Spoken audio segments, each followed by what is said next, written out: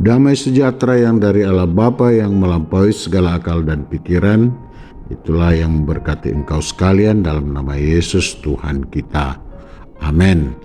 Sahabat Seri Anugerah yang dikasihi Tuhan Yesus, firman Tuhan pada kita hari ini diambil dari kitab Lukas, pasal yang ke-12 ayat yang ke-5.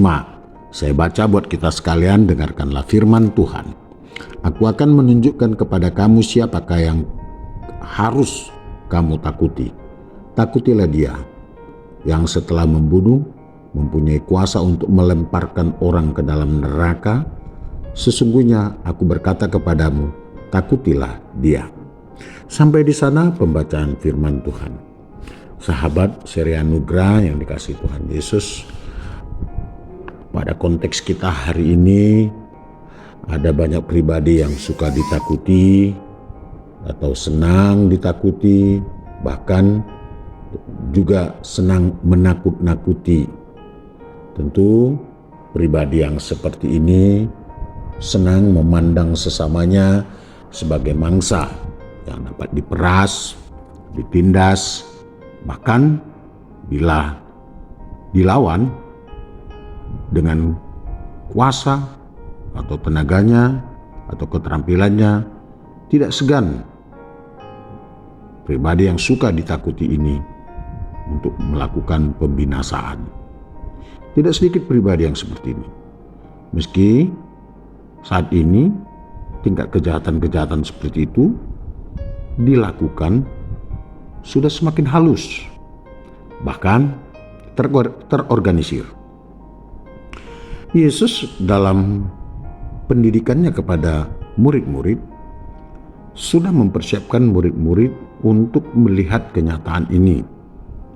Dia melihat bagaimana para murid-murid akan berhadapan dengan para Farisei yang dengan penuh kemunafikan, bahkan keramahan yang palsu, dan ini mereka harus hadapi dan mereka harus temui.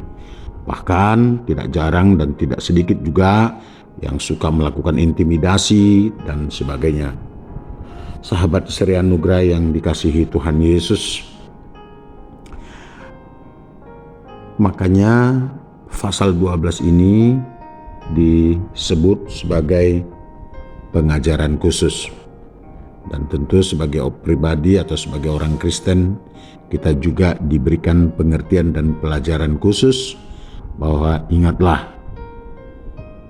akan selalu ada orang yang suka ditakuti, suka menakut-nakuti, bahkan akan selalu ada orang yang ingin menjadikanmu sebagai sosok yang ditindas, sosok yang diperas, dan menjadikanmu sumber pencariannya. Menghadapi orang-orang seperti ini tidak sedikit orang yang bahkan ketakutan. Sahabat, ketahuilah, tidak perlu takut menghadapi mereka.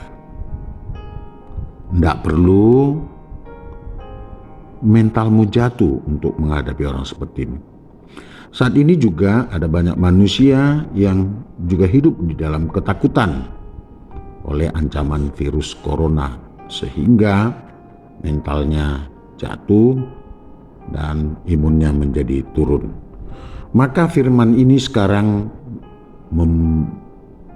menyampaikan kepada kita untuk segera bangkit, untuk segera meninggalkan hal yang membuat kita dipenuhi ketakutan.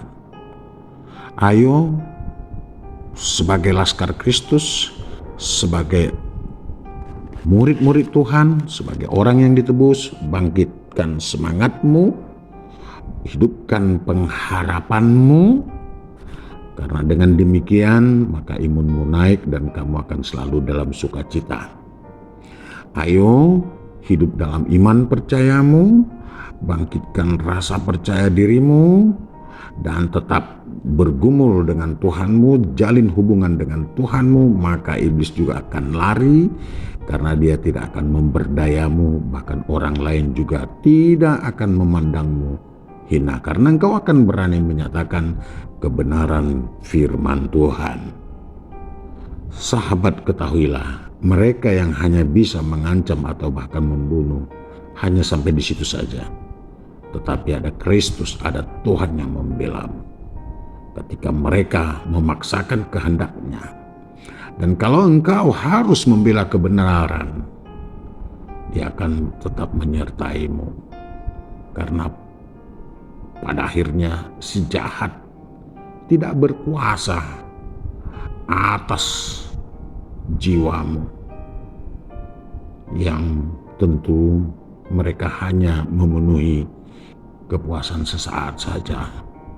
Tetapi takutlah kepada Dia yang tidak saja bisa membinasakan, bahkan mencampakkannya ke neraka, sehingga akan hidup di dalam penderitaan selama-lamanya.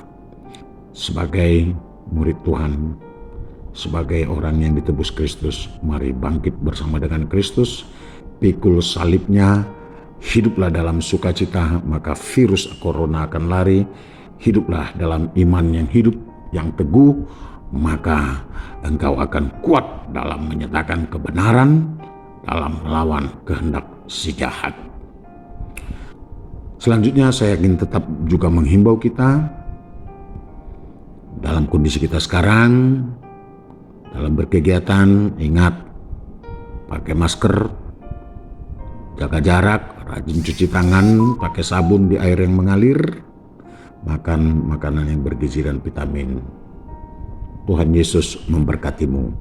Amin.